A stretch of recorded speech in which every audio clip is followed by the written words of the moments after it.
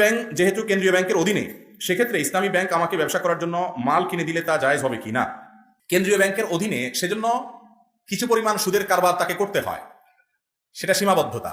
কিন্তু ইসলামী ব্যাংক যদি আপনাকে, যে কোনো ইসলামী ব্যাংক, অনেকগুলো ইসলামী ব্যাংক, যে কোনো ইসলামী ব্যাংক যদি আপনাকে কোনো মাল কিনে দেয়, ধরেন আপনি বাড়ি বানাবেন, বাড়ির মাল সামানগুলো সে কিনে দিল, বা ব্যবসা করবেন, পুঁজি যেগুলো দিয়ে ব্যবসা করবেন সেই জিনিসগুলো কিনে দিল, এগুলোর দাম 1,00,000 টাকা, ব্যাংকের একজন কর্মকর্তা আপনাকে কিনে দিল, বা ভাউচার দিয়ে সেখানে লোক পাঠায় আপনাকে কিনে আবার আপনার কাছে সে হ্যান্ড ওভার করলো সিস্টেম অনুযায়ী, তাহলে সেক্ষেত্রে সেটাকে 1,10,000 20,000 বেশি দাম ধরে ওইটাকে আবার 10-12টা কিস্তি করে ভাগ করে দিল, এটা জায়েজ আছে।